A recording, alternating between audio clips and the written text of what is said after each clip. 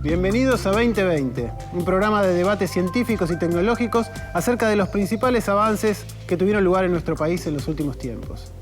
En cada uno de los encuentros vamos a hablar de los logros más importantes y vamos a analizar cuáles son los riesgos y las proyecciones.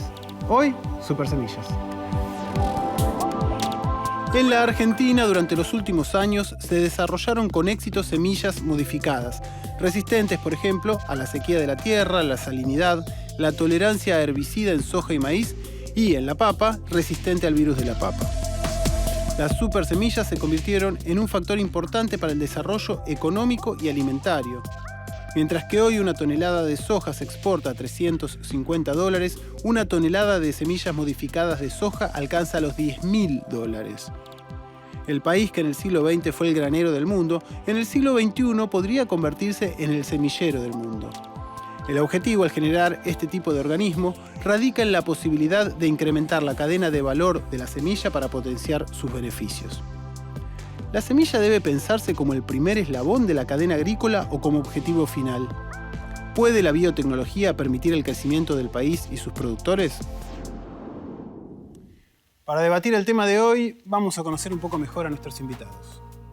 Valeria Rudoy, bióloga de la Universidad de Buenos Aires, jefa de producción de Tecnoplant Sociedad Anónima, empresa de biotecnología vegetal del grupo Sidus Sociedad Anónima.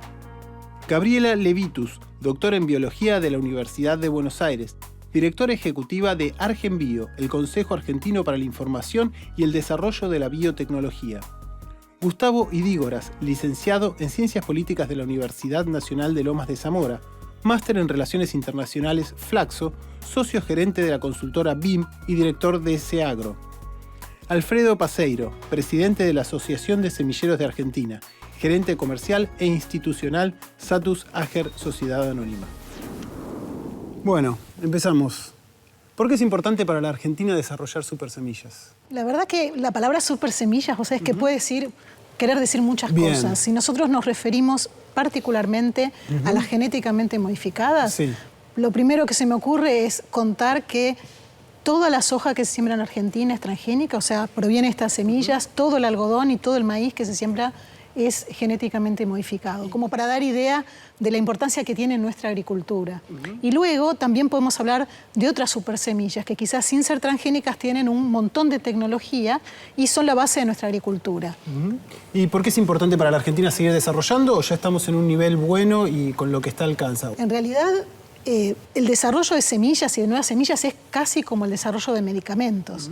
De la misma manera que uno tiene nuevas enfermedades, nuevas situaciones, nuevos desafíos, en el campo pasa lo mismo. Hoy el productor agropecuario necesita nuevas semillas todos los años porque se enfrenta cada vez a diferentes situaciones y además tiene el gran desafío que es producir más, producir mejor, producir de manera más sustentable. Entonces, con esos desafíos es que viene este incentivo de estar desarrollando cada año cosas nuevas. Bien, ¿y cuál es el lugar de Argentina en el diseño y exportación de semillas? ¿Qué lugar tenemos? ¿Somos buenos en eso? La Argentina, la verdad que tiene un rol de liderazgo a nivel internacional en materia de semillas por una sencilla razón. Producimos alimentos para gran parte del mundo, producimos alimentos para 400 millones de personas y somos solo 40 millones de habitantes. Es decir, que Argentina a nivel mundial es reconocida por su excelencia y su capacidad de producir alimentos.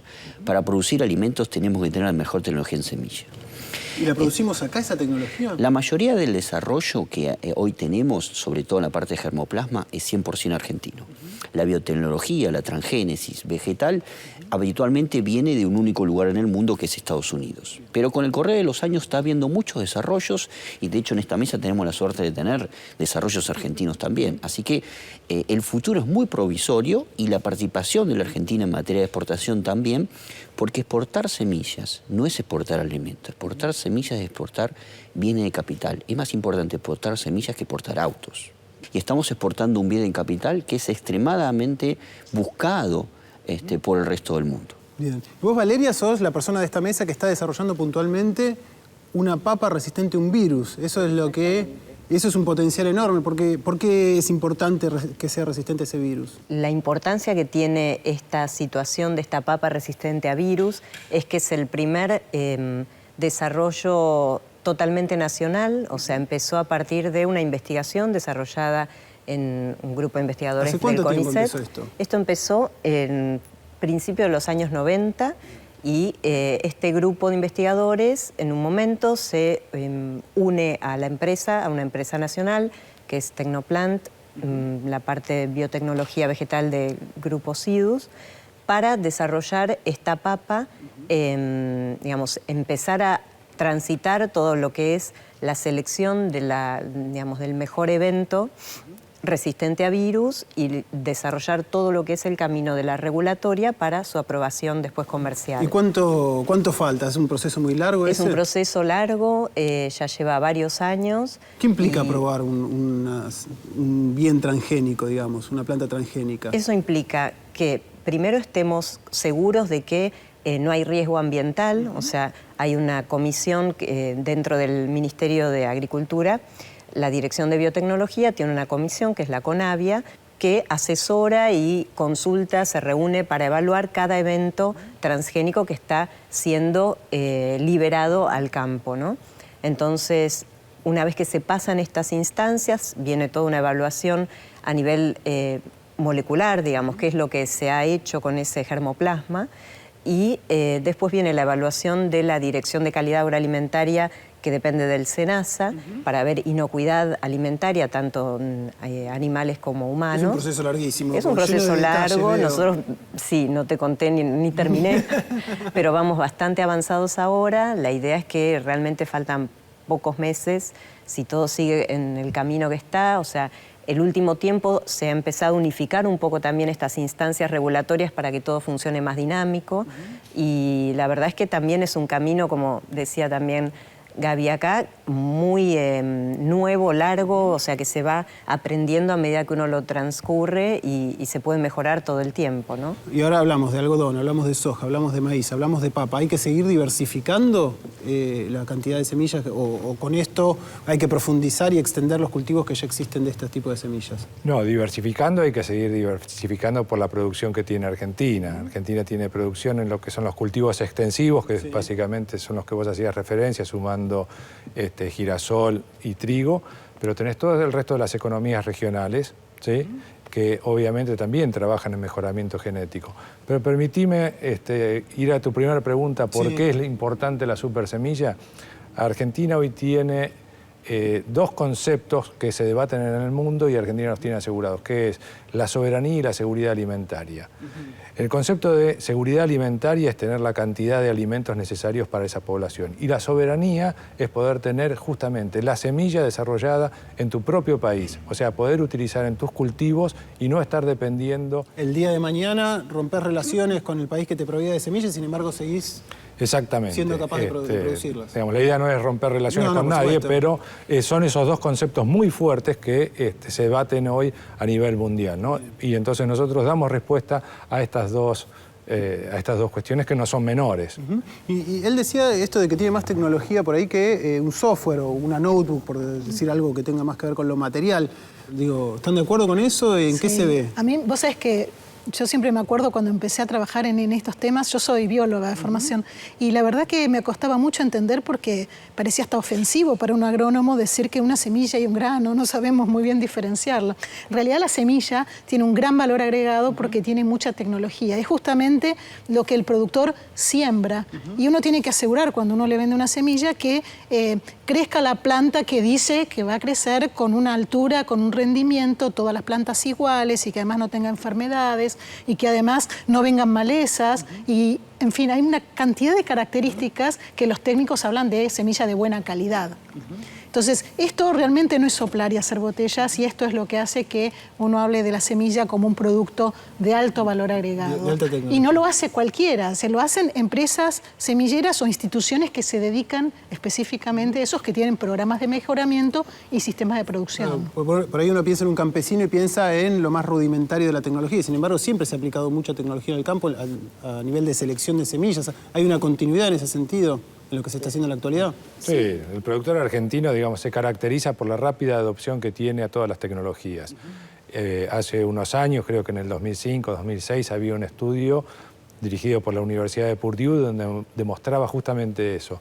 cuál es la tasa de adopción que tiene el productor argentino y está a la altura del farmer americano, ¿no? Tanto cuando hablamos de tecnología en todo sentido, no solo en la semilla, en la maquinaria, en las técnicas de producción, porque es todo un conjunto, no es exclusivamente la semilla o el producto, es un sistema de trabajo que tiene el productor argentino. ¿El campesino es el que demanda un requerimiento técnico nuevo para una semilla o es algo que sale del laboratorio? Mira, en el caso de la papa, o sea, es notable esto que yo les contaba, que empezó como un desarrollo de investigación de lograr tener una papa resistente a virus, por supuesto pensando en algo aplicable y una necesidad productiva real. Los productores mismos paperos han venido preguntándonos, bueno, ¿cuánto falta para que esto finalmente ocurra? Porque realmente lograr que fue también tu primer pregunta, ¿por qué una papa resistente a un virus? Este virus, el virus PBI, afecta muchísimo la producción de lo que se llama papa semilla, que sería la primer papa inicial, y baja muchísimo, digamos, el rendimiento y todo el mercado que hace a los paperos y a la continuidad de eso como un negocio en sí, ¿no? Entonces, es como que estás dando una inmunización a esa papa, si querés, como una vacuna. Entonces, realmente es bastante es interesante y tiene un futuro importante como para seguir avanzando luego con otras necesidades que surjan, ¿no? También. Pero sin embargo, vos sabés que, porque vos estás hablando, respondiendo muy bien a la pregunta de él, pero la pregunta de él me parece que también quizás da para otras respuestas, porque el productor, digamos, es el que primero, de alguna manera, tracciona o pide tecnologías, porque dice, yo tengo un problema con la sequía, tengo un problema con un virus, etcétera. Pero este tema de las supersemillas y de las tecnologías puestas en el desarrollo de semillas también da lugar a obtener mejoras que benefician directamente al consumidor, por ejemplo, o a la cadena. ¿Cómo? Por ejemplo, si yo logro cambiar, cosa que ya se hace, cambiar la proporción de ácidos grasos de un aceite. Entonces uno hace un aceite que es más saludable, quizás porque tiene más ácido oleico, más parecido al de oliva, por ejemplo, ¿no? O para la producción de biocombustibles. Entonces, quizás para esa industria es muy interesante tener un aceite de soja con un perfil de ácidos grasos un poco diferente. Entonces, lo que está ocurriendo ahora, que no es solamente el productor agropecuario el que pide nuevas semillas para responder a sus necesidades, sino también hay toda una cadena consumidor, diferentes industrias, ¿no? La industria alimenticia, la de papel, por ejemplo, la de madera. Es como la ¿sí? segunda revolución en biotecnología. Exactamente. Tal cual. Se empieza a valorar y empieza a haber oportunidades que por ahí no se conocían a partir de la biotecnología. ¿Y los riesgos? ¿Hay riesgos en la biotecnología? ¿Hay riesgos de poner un gen en una planta y que se produzca un efecto no esperado? Digamos, hay toda una corriente de ciencia ficción. Bueno, por supuesto. Hay riesgo y por eso existe el marco regulatorio, claro. Sí, que como explicaba Valeria, ¿no? Toda tecnología implica riesgo. Claro, lo importante del riesgo en realidad es que, como decís, está bien, todo lo que uno hace, inclusive cuando uno transfiere un conocimiento científico, ¿no? La tecnología justamente es eso, hacer algo útil, trae un riesgo. El tema es evaluar los riesgos y decir, bueno, ok, yo acabo de evaluarlo, y en el caso particular de los transgénicos, que es un sistema súper exigente, un sistema regulatorio, lo que hace es comparar el transgénico con el no transgénico. Entonces dice, bueno, la soja transgénica es equivalente en riesgo a la soja no transgénica, y es por eso que ha sido aprobada. Y se analiza, como ella te contaba al principio, con una cantidad de cuestiones científicas validadas en todo el mundo, y se llega a esa conclusión. De hecho, es importante marcar algo. La verdad que hoy a nivel mundial y para el consumidor, si tiene que elegir un alimento, en términos de haber sido evaluado rigurosamente, es muchísimo más seguro un alimento derivado de la transgénesis que los demás alimentos. ¿Por qué razón? Porque, como bien dicen ellas, es un producto que pasa muchos años bajo test de impacto ambiental, de inocuidad, salud pública, producción, etc. Y una vez que recién pasa de manera positiva y se aprueban cada una de estas etapas, recién ahí los estados, en este caso el gobierno argentino, autoriza a la empresa a su liberación comercial. Todos los demás alimentos se registran en cuestión de semanas y se liberan al mercado. Estos productos tardan años de evaluación. Por lo tanto, el nivel de seguridad es muy elevado y por eso es que no ha habido caso alguno realmente comprobado en materia de riesgo sanitario o ambiental por la aplicación o producción de eventos transgénicos. Asimilable a lo que es la aprobación de un medicamento. Es exactamente igual. Pero hay cierto temor. Ustedes les debe pasar que hay cierta resistencia, ¿no? Si es genéticamente modificado, la gente por ahí se asusta un poco. ¿Por qué es eso? Primero lo que hay es desinformación.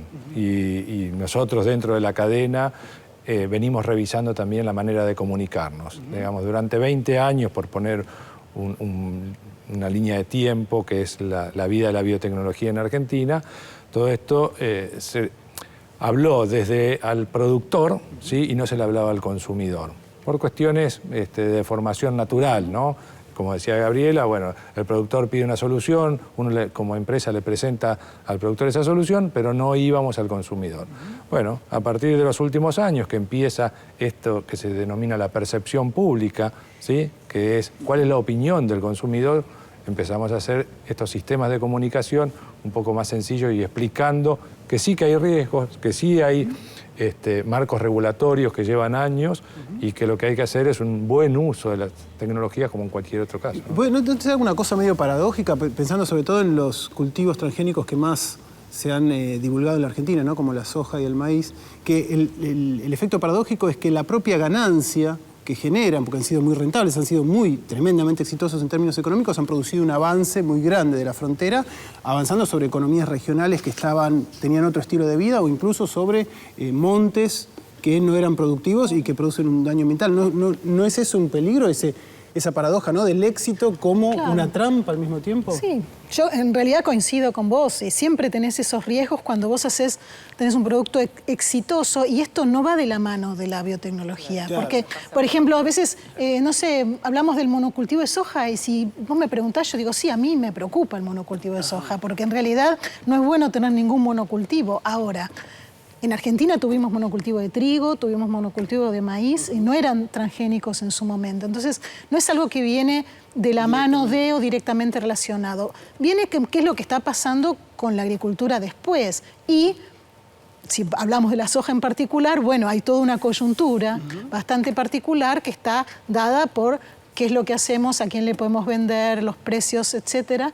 Dejo a los expertos que hablen, pero te diría, justamente ese es el tema. Desde el lugar de las empresas, justamente lo que buscamos, y vuelvo a la diversidad, claro. Porque si nosotros tuviésemos nada más que programas de mejoramiento en soja y maíz, y bueno, me queda fuera el sorgo, el girasol, el maíz pisingallo, el poroto, el maní, y todo eso también son programas de mejoramiento, la papa, o sea, cualquier otro cultivo que no fuese soja y maíz, quedaría fuera. Por eso necesitamos, ¿y eso de qué viene dado? Viene dado de la rentabilidad, de que el productor, donde viva, tiene que poder vivir de su producción. Y eso es lo que también hay que poner un poco sobre la mesa y discutir y devolverle esa rentabilidad a las economías regionales. Yo quería volver sobre algo que habías preguntado vos, que tiene que ver con la percepción pública.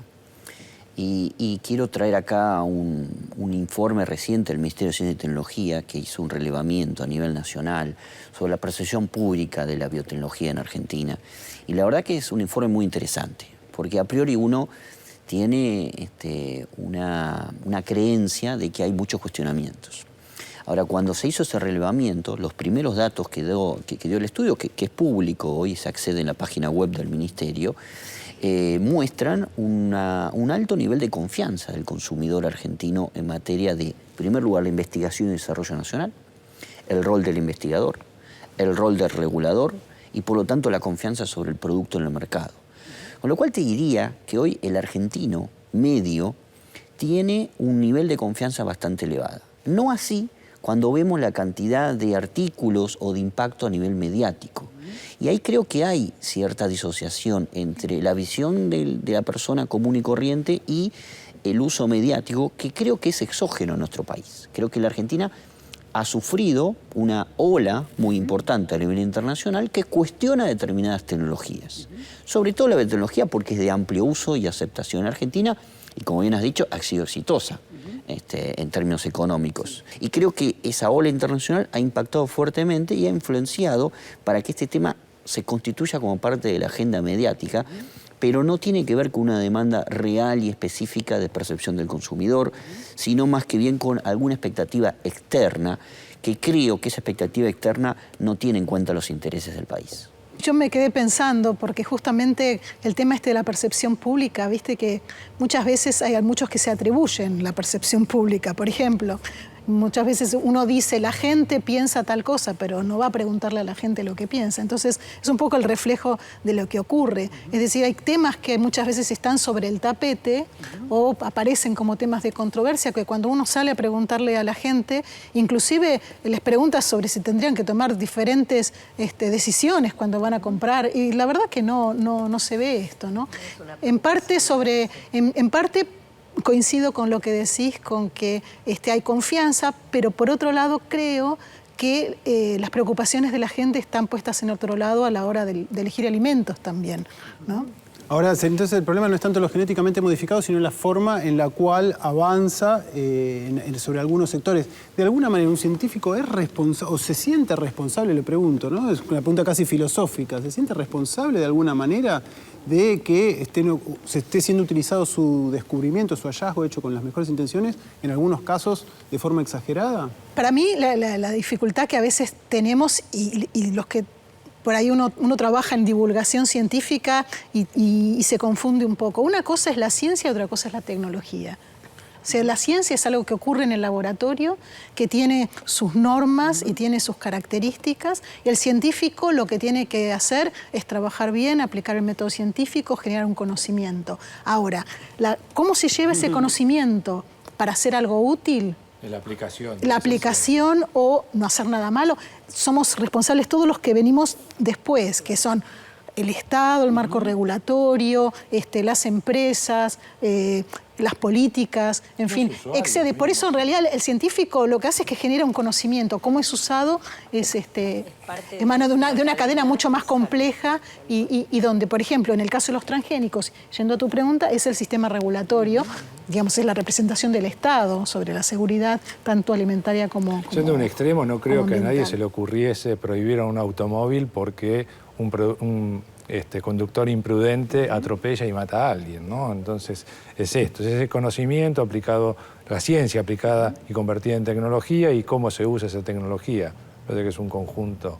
Bien. ¿Qué objetivos a futuro podemos imaginar para lo transgénico? ¿Cuáles son los grandes, ya pensando por ahí en el mediano, largo plazo? ¿Qué nos podemos poner? Cultivos en zonas totalmente secas, por ejemplo, sin lluvias. Exactamente. ¿Cómo es posible hacer crecer una planta que necesita una determinada cantidad de agua? Eso es muy bueno. Vamos a preguntarle a los científicos. Claro, no, porque si no parece que como que vamos a poder producir sin agua. Lo que se hace es un mejor aprovechamiento de ese recurso. ¿Mejora que puede llegar a qué porcentaje de la cantidad de agua? Y con un 30%. ¿30% menos? No, con un 30%. 30% de lo que necesitaba la planta nosotros original. tenemos 600 milímetros poner en un cultivo de maíz y bueno, vos decís con 200 milímetros, obviamente en el tiempo de floración, o sea, momentos ideales, pero yo puedo estar produciendo. Que en definitiva son los sistemas, por ejemplo, de riego por goteo, utilizan muchísima menos cantidad, mucho más eficiente. Pero lo que es... A ver, la biotecnología, y creo que esto nadie va a discutir esto, ¿no? Ha sido la herramienta que ha dado respuesta a la demanda y al limitante que vamos a tener a futuro de área producida. O sea, menor cantidad de área cultivable en el mundo, una población creciente, con estos números de 7, 9 mil, 11 mil millones. Y bueno, hoy la biotecnología es lo único que viene a dar respuesta a esta demanda. A estos temas. Estaba pensando que hay un proyecto que en un momento iniciamos, está parado, digamos, un poquito en el freezer, literalmente en el freezer, porque está la construcción genética frisada, de una papa mejorada a nivel proteico, por ejemplo.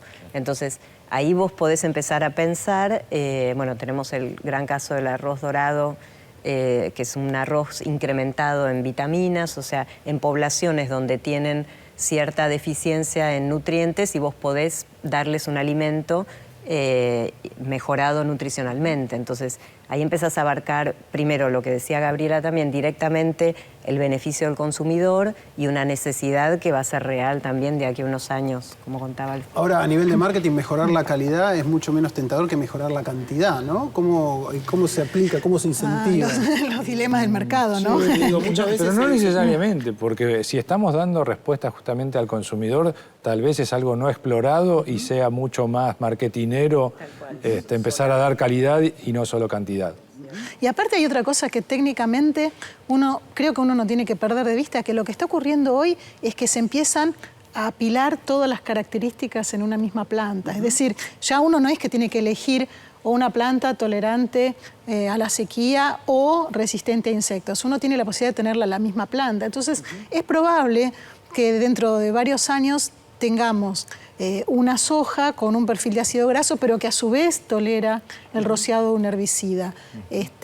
Porque si no, uno lo ve demasiado segmentado y parecería que para el mercado es complicado así. Pero si uno lo ve en la misma planta, quizás tenga una... Y que sea más eficiente en el uso de los recursos naturales. O sea, va a ser un chip, ¿sí? Como es hoy un celular, con una cantidad de aplicaciones de acuerdo a lo que se necesite. Recién decías que tenías un proyecto frisado. ¿Qué quiere decir frisado? ¿Por qué en el freezer? ¿Qué es lo que congelan? A ver, para hacerlo entendible. La primera etapa que hace un investigador cuando estás tratando de modificar genéticamente una planta, estás haciendo ingeniería genética. Entonces, esas construcciones genéticas, ese trabajo que haces a nivel molecular en la planta,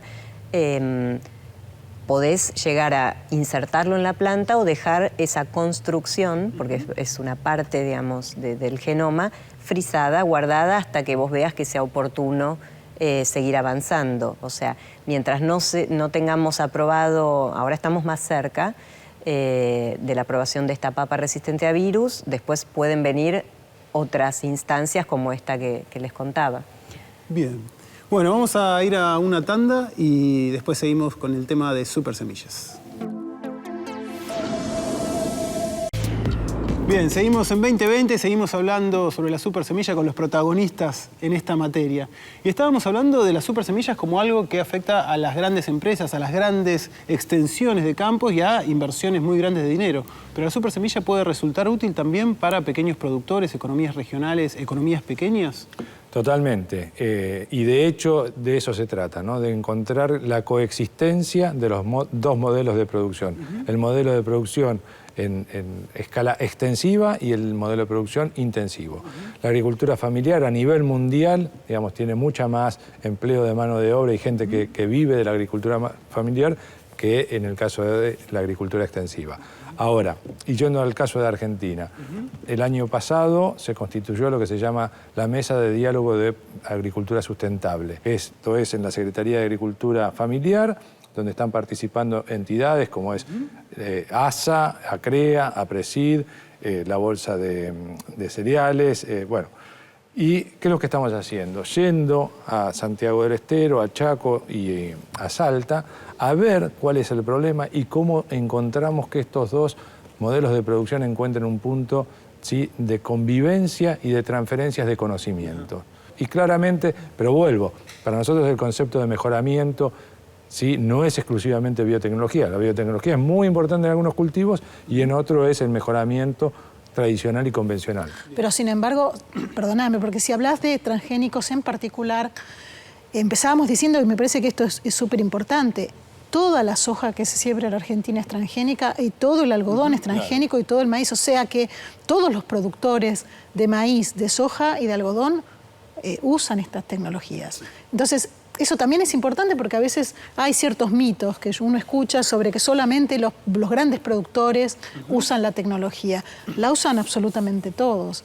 Entonces, el acceso y el beneficio lo reciben directamente, independientemente del tamaño de productor, como uno dice. Y perdón, por el completo la idea. En la pampa húmeda es muy probable que el productor haga únicamente producción de maíz o de soja con biotecnología. En el caso del norte, y en el caso donde se siembra el algodón, en Chaco, es muy probable que el productor también haga, por ejemplo, poroto, que no tiene nada que ver con la biotecnología. Entonces, ese mismo productor utiliza diferentes tecnologías. Sabe utilizar la biotecnología en maíz, soja y algodón, y sabe hacer también un poroto, un maní que no tiene biotecnología.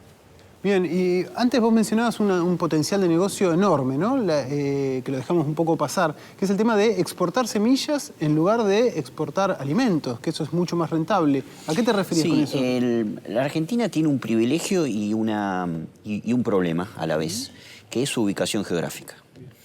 Es un problema porque estamos lejos de los principales centros de consumo a nivel mundial de alimentos, que China, India, o Estados Unidos o Europa. Pero es una gran ventaja porque estamos en el hemisferio sur. Esto significa que cuando ellos no producen, nosotros sí estamos bajo producción. Por lo tanto, lo que se llama la exportación de contraestación, es decir, en la estación distinta del año, podemos abastecer el hemisferio norte. Y la Argentina tiene una situación de privilegio en ese sentido. Exportar semillas, exportar bienes de capital, tiene una relación de 10 o 20 a 1 en relación al valor FOB de cualquiera de los granos más conocidos y por lo tanto es un futuro muy promisorio. Ha venido creciendo la Argentina en ese sentido, ha dado varios pasos en los últimos años, pero hoy un país que geográficamente, en términos de extensión geográfica, es un décima parte de la Argentina, como es Chile, exporta el doble en millones de dólares que Argentina en semillas.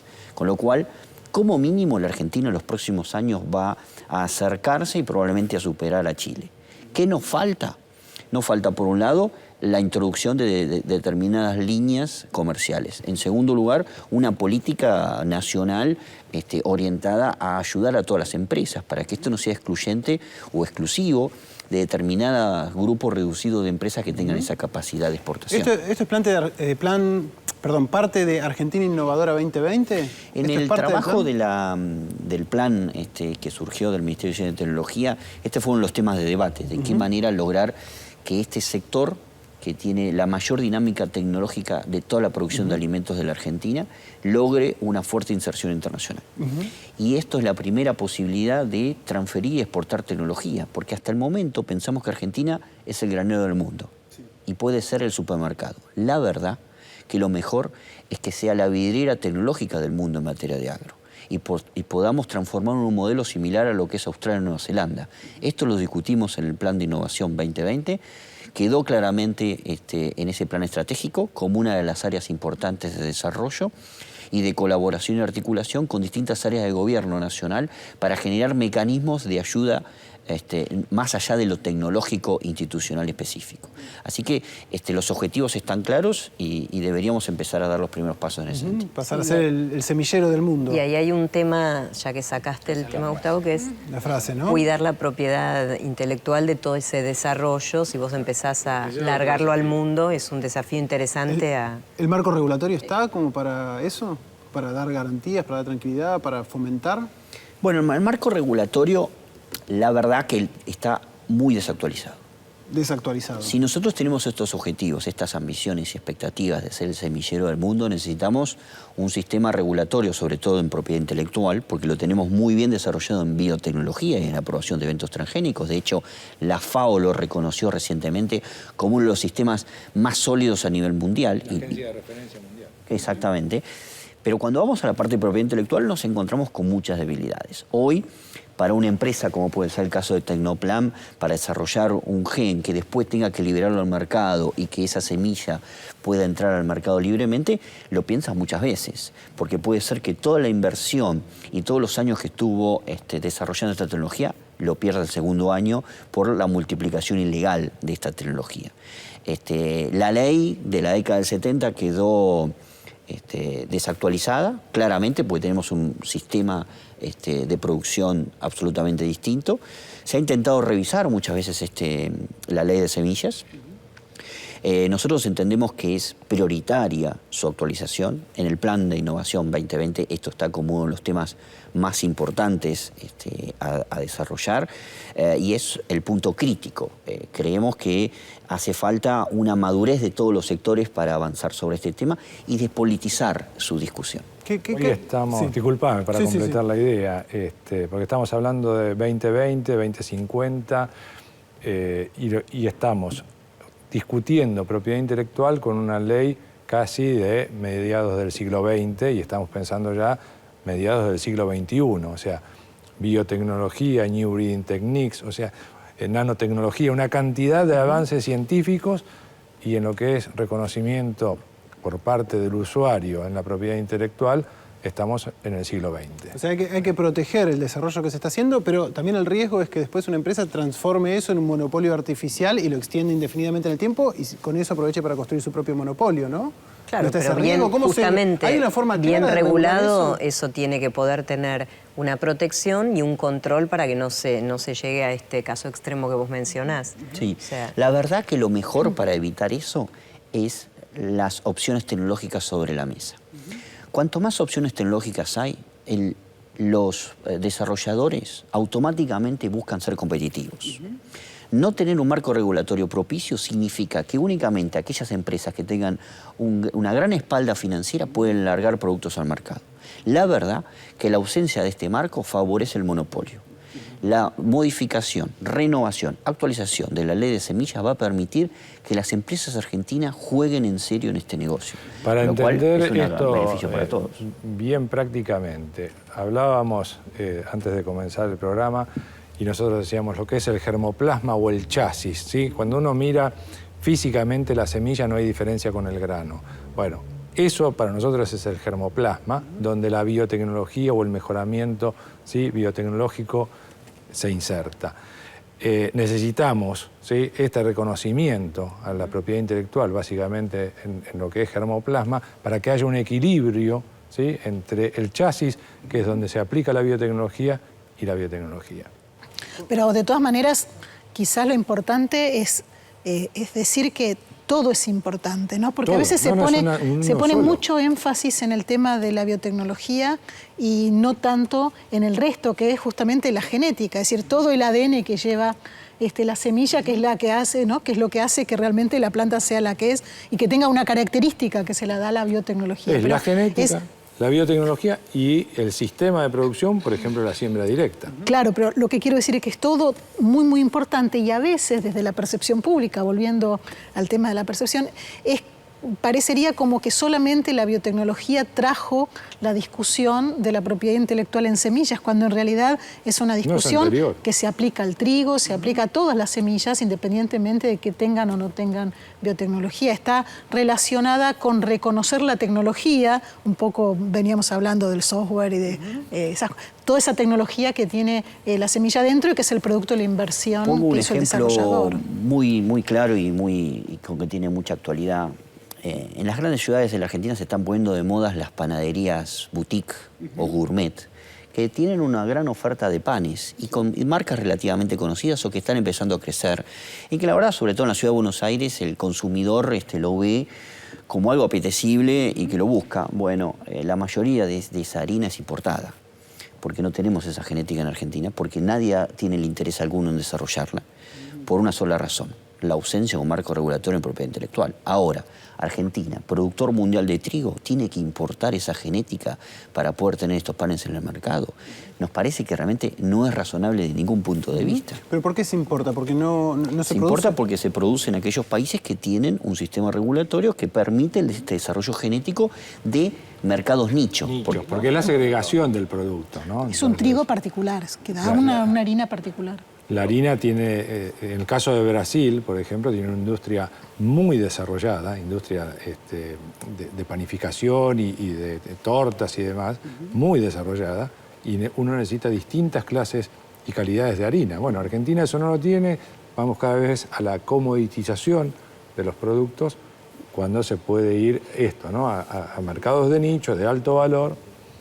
Y para darnos una idea, en la Argentina, ¿qué porcentaje de las semillas no respetan las normas? Digamos, son semillas ilegales, de alguna manera. Bueno, ahí hay una discusión bastante larga. La ley contempla lo que se denomina el uso propio. Es la posibilidad que el productor guarde producto de su cosecha del grano para ser utilizado como semilla en la próxima campaña. Y punto. Ahí no hace ninguna otra aclaración. Ese uso propio, bueno, hoy lamentablemente no hay información de cuánto porcentaje es uso propio y qué porcentaje es semilla ilegal. Siento el caso de soja, que es el cultivo que más superficie tiene en Argentina En la última campaña únicamente el 15% fue semilla fiscalizada. Es decir, semilla que la industria puso a disposición del productor. El resto, ¿sí?, es un gran universo entre uso propio dentro de la ley y semilla ilegal. Bueno, ahora estamos trabajando para generar los mecanismos de información que empiecen a dar esa base de datos y poder saber realmente cuánto es uso propio dentro de la ley y cuánto es lo que está fuera y restando competitividad al productor y a las empresas y al Estado, ¿no? Porque acá estamos todos afectados. Esta situación de ilegalidad, para contarte otro caso, ha llegado a tal extremo que el principal centro de investigación y desarrollo que tiene la Argentina en la zona norte, en el NOA, en Tucumán, en la ciudad de Tucumán, que es público-privado. 100 años, ¿no? 100 años de historia. Su principal mercado para vender semillas es Bolivia, porque en Argentina no recibe pago alguno por el desarrollo que hace. Eso nos da una pauta. Y un poco en esta línea, ¿no? ¿Hacia dónde hay que invertir? ¿Qué es lo que hay que desarrollar hoy? Tenemos recursos escasos, recursos finitos. ¿Dónde hay que invertir desde el Estado para generar los mayores recursos, el mayor beneficio para la población? ¿Dónde hay que poner las fichas ahora? Qué pregunta, pero bueno, quizás podemos empezar por lo último, ¿no? Realmente si se invirtiera en manejar un poco mejor esta situación del respeto o de los derechos de propiedad intelectual, creo que puede ser una beta interesante, porque también la percepción es que solamente las empresas buscan la protección, en general todos los desarrolladores, pequeñas empresas, no sé, las universidades, el INTA también. Entonces, es el principal actor dentro del registro de variedades en INASE, con lo cual la propiedad intelectual, el primer afectado sería el INTA, después las universidades. O sea, pues se puede hacer un régimen de propiedad intelectual que favorezca que pequeños desarrolladores, pequeñas pymes, digamos... No, que garanticen que cuando vos estás invirtiendo, haces una innovación, luego tenés un retorno por eso. Y eso lo que va a beneficiar es que todos los cultivos que necesitan tecnología, haya desarrolladores que pongan tecnología en esos cultivos, hay algunos abandonados, ¿no? Y eso es un poco lo que estamos sufriendo. En el plan estratégico de semillas del Ministerio se trabajaron 3 grandes áreas para el 2020. La primera es el desarrollo de una plataforma de servicios tecnológicos. ¿Por qué razón? Hoy las empresas como Tecnoplan tienen muchas dificultades para desarrollar todos los estudios en Argentina. ¿No? Muy costoso eso. Es costoso y complejo y hay que buscar centros de estudio internacionales. La verdad que una de las áreas de intervención tendría que ser perfectamente desarrollar estas plataformas compartidas, que pueden estar en universidades o distintos centros. Ya estamos trabajando en este momento con una línea de investigación del FONTAR en esa posibilidad de tener una gran plataforma tecnológica nacional, donde varias universidades, se pueda crear una red junto con las empresas, la Asociación de Semilleros, puedan administrar esta red nacional a los efectos de que Tecnoplan a futuro y las 50 empresas nacionales que quieran hacer esto no tengan que ir a Australia, Corea del Norte, Corea del Sur, Japón, Estados Unidos a buscar trabajos, estudios y costos dolarizados o en otras monedas. Eso es uno de los temas que se acordó para trabajar en sí, de hecho fueron anunciados fondos que liberarán, creo que en conjunto, el Ministerio de Salud y el Ministerio de Ciencia y Tecnología para facilitar estas instancias regulatorias tan costosas. Hay una aspiración, creo, que es llevar al 1% del PBI los recursos para la agencia y el CONICET. Eso sería maravilloso realmente en términos de... Y lo otro que hay que trabajar, que no es solo invertir, hay que trabajar, fortalecer la intervención público-privado. O sea, hoy todo lo que es el Plan 2020 ha hecho muchísimo en investigación. Pero bueno, la parte privada tiene que acompañar y hacer esa coexistencia también, ¿sí?, de inversión en lo público-privado, como funciona en otros países. En otros países la investigación básicamente o mayoritariamente es pública, con transferencia después a lo privado. Bueno, tenemos que buscar eso. Y también hay que ver cómo se garantiza de alguna manera que esa inversión que hace el Estado vuelva de alguna manera al país, ¿no? Porque también puede ser que uno vende un inversor extranjero. Hay que pensarla también la inversión, porque no es ¿Qué derechos tiene el Estado después sobre eso? Sí, pero digamos, la investigación también por eso tiene que haber un gran plan estratégico, ¿sí?, de modo que uno puede decir, bueno, los recursos no son ilimitados, los recursos son finitos, a donde los aplicamos eficientemente. Y ahí, sobre ese punto, justamente el plan estratégico fue muy claro. La investigación y desarrollo con inversión pública, la inversión del Estado, debe estar orientada a dar respuesta a los desafíos tecnológicos que son complementarios a la investigación mundial o global. ¿Qué quiero decir con esto? La Argentina tiene una serie de problemas, sobre todo de índole fitosanitaria, que no se replican a nivel internacional. Que, por ejemplo, una multinacional no va a invertir para resolver el problema del picudo en Tucumán. Porque por una razón de plataforma tecnológica no tiene sentido un desarrollo millonario para eso. Pero sí, o mal de Río Cuarto. Pero sí es una necesidad argentina. Ahí sí el Estado, con su política científica, tiene claramente una vocación de trabajo y la posibilidad de generar clúster o de consorcios público-privados para desarrollar estos beneficios. ¿Pueden explicar qué es lo del picudo y el Sí, de Río Cuarto? porque yo te escuchaba hablar y digo, ¿qué se entenderá del picudo? El picudo es una plaga que es una especie de escarabajo, ¿sí?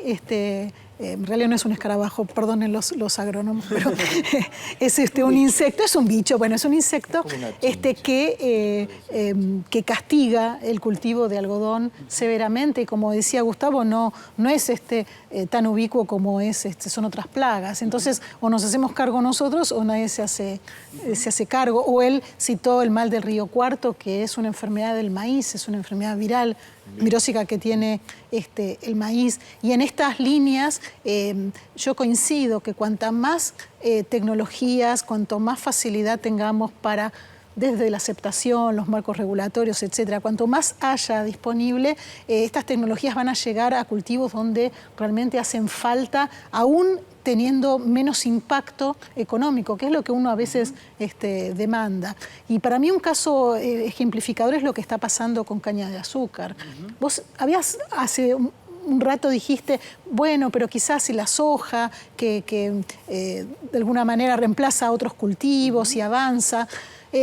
Un grave problema que tenemos es cómo darle tecnología a los otros cultivos para que justamente el productor diga, no, yo este año siembro caña, yo no voy a sembrar soja porque es rentable. Para que sea rentable necesito un rendimiento, ¿sí? una productividad. Entonces, eso requiere tecnología, sea la transgénesis o cualquier otra.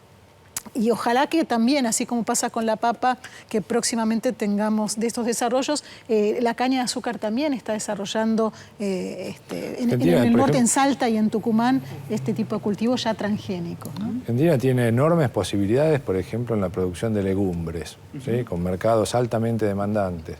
Y nuestros programas, el más moderno debe tener 20 años.